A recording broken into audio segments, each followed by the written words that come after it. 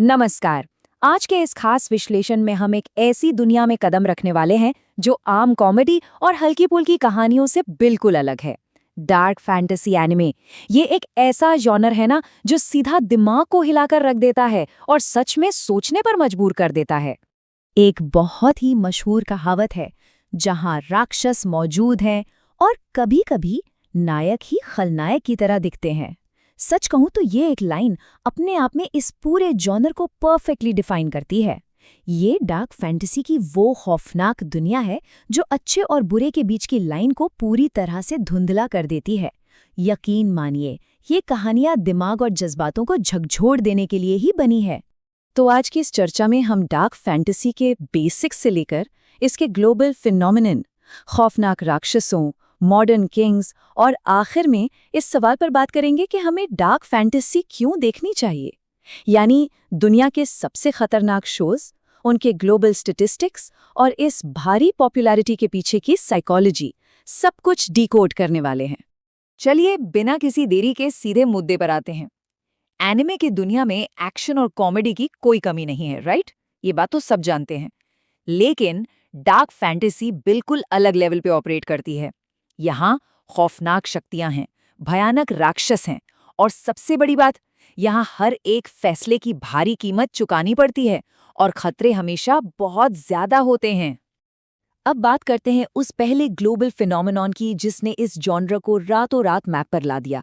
हम बात कर रहे हैं उस गेटवे हिट की जिसने पूरी दुनिया में लिटरली एक ऐसी हाइप क्रिएट कर दी जो पहले कभी नहीं देखी गई थी। जी हाँ, डेमन स्लेयर। इस हाइप को थोड़ा और गहराई से समझने के लिए जरा इन नंबरों पे गौर करते हैं। सिर्फ 50 से ज्यादा एपिसोड्स और एक मुगेन ट्रेन मूवी के साथ इस शो ने सारे रिकॉर्ड तोड़ दिए। और सबसे कमाल की बात देखिए, ये सिर्फ जापानी में नहीं बल्कि अंग्रेजी, हिंदी, तमिल, तेलुगु और स्पेनिश सहित ढेरों भाषाओं में अवेलेबल है। जापान हो, भारत हो, अमेरिका हो या यूरोप, इसकी पहुंच हर कॉन्टिनेंट में बहुत बड़ी है। लेकिन सवाल ये है कि ये इतना बड़ा हिट आखिर हुआ क्यों? देखिए, इसका नेक्स्ट लेवल एनिमेशन एक बड़ा फैक्टर जरूर है, इसमें कोई शक नहीं। पर जो चीज ऑडियंस को सच में हुक करती है ना, वो है तंजीरों और नेज़ुको के बीच का बेहद गहरा और इमोशनल रिश्ता। ये एक भाई बहन की दिल छू लेने वाली कहानी है जो दर्शकों को इस एनिमे से तुरंत जोड़ लेती है। डेमन स्लेयर के बाद अब बात करते हैं एक ऐसी मास्टरपीस की जिसने सचमुच सबको हिला के रख दिया, अटैक ऑन टाइटन। इसे सिर्फ एक एनीमे कहना बिल्कुल गलत होगा। ये असल में एक भयानक इमोशनल वॉर है।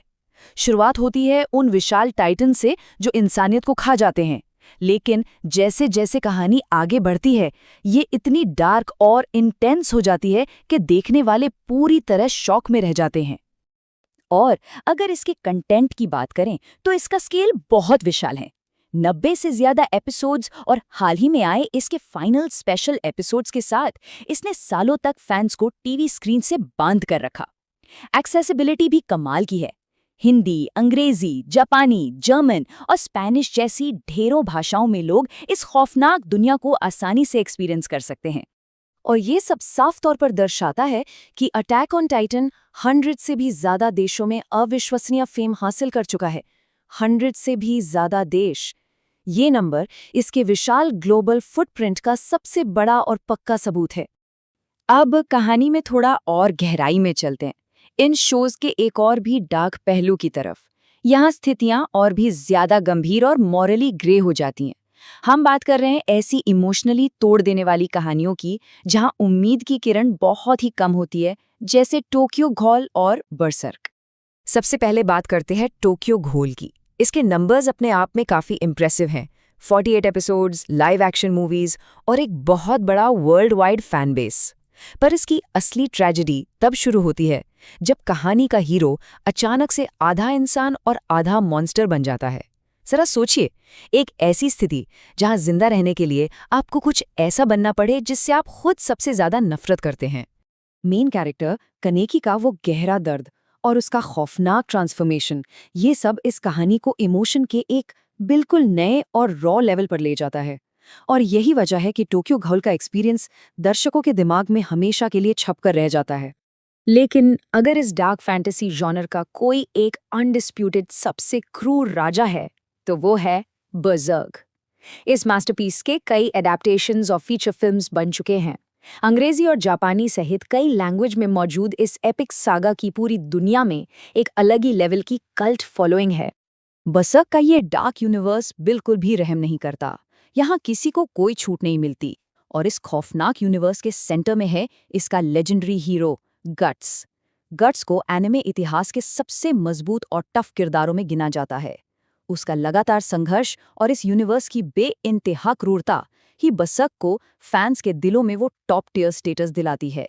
चलिए, पुराने क्लासिक से निकलकर अब सीधे आज के दौर में आते हैं। बात करते हैं एक ऐसी मॉडर्न हाइप मशीन की जिसने फिलहाल पूरी दुनिया की स्क्रीन्स पर अपना कब्जा जमा लिया है। हम बात कर रहे हैं सोलो लेवलिंग की। इस शो की तेजी से बढ़ती सफलता सच में हैरान करने वाली है। इसके पहले सीजन में सिर्फ 12 एपिसोड हैं, लेकिन फिर भी इसने आते ही ग्लोबल ट्रेंडिंग स्टेटस हासिल कर लिया। और सबसे अच्छी बात, ये हिंदी डब में भी अवेलेबल है, जिसकी वजह से ये बहुत ही तेजी से और भी ज्यादा पॉपुलर हो गया है। आखिर इस एनीमे की सबसे बड़ी अपील क्या है? वो है सुंग जिनवू की कहानी, जो पूरी तरह से आपको बांध कर रख देती है। एक ऐसा किरदार जो दुनिया में सबसे ज्यादा कमजोर था और फिर उसका सबसे ताकतवर हंटर बनना। ये एक ऐसी हाई स्टेक्स अंडरडॉग स्टोरी है जिसे देखकर सच में रोंगटे खड़े हो जाते हैं। अब ये सब देखने के बाद एक बहुत बड़ा सवाल दिमाग में आता है, आखिर लोग खुद से ऐसी इंटेंस, डार्क और दर्दनाक कहानियों को देखना क्यों पसंद करते हैं? इसके पीछे की असल साइकोलॉजी क्या है? इस स्लाइड को ध्यान से देखिए। जो बात बहुत दिलचस्प है वो ये है कि कॉमेडी और लाइट एनीमे देखने में बहुत आसान होते हैं। वो हमें हंसी मजाक और सुकून देते हैं। लेकिन दूसरी तरफ डार्क फैंटेसी है, जहां हमें मिलती हैं बहुत ही गहरी भावनात्मक कहानियां, दमदार फाइट्स, डार्क रहस्य और ऐसे किरदार जिन्हें आप कभी भुला नहीं पाएंगे। कहने का मतलब ये है कि ये जॉनर इसलिए इतना ज्यादा पॉपुलर है क्योंकि ये कच्चे और सच्चे इमोशंस को एक्सप्लोर करता है। यहाँ किरदारों का वो दर्द, उनका सबसे बड़ा बलिदान और उनका क्रूर सर्वाइवल इस तरह से दिखाया जाता है जिसे बाकी शोज आसानी से मैच नहीं कर सकते। और यही बात हमें इस बहुत ही गहरी सच्चाई तक लाती है, एनिमे सिर्फ कार्टून नहीं है। कभी कभी वे भावनाओं से भी ज्यादा असली लगते हैं। जो लोग अब तक सिर्फ हल्की फुल्की कहानियां ही देखते आए हैं ना, उन्हें इस डार्क दुनिया को एक मौका जरूर देके देखना चाहिए। इससे स्टोरी टेलिंग की असली गहराई का एहसास होता है। और इसी के साथ हमारा आज का ये विश्लेषण खत्म होता है। जाते जाते इस सवाल पर जरूर गौर कीजिएगा, आपके हिसाब से वो अल्टीमेट डार्क फैंटेसी एनीमे कौन सा है जिसने सबसे गहरी छाप छोड़ी है? अपने जवाब कमेंट्स में जरूर शेयर करें। अगर आज की ये चर्चा पसंद आई हो तो लाइक और सब्सक्राइब करना बिल्कुल मत भूलिएगा। मिलते हैं अगले विश्लेषण में।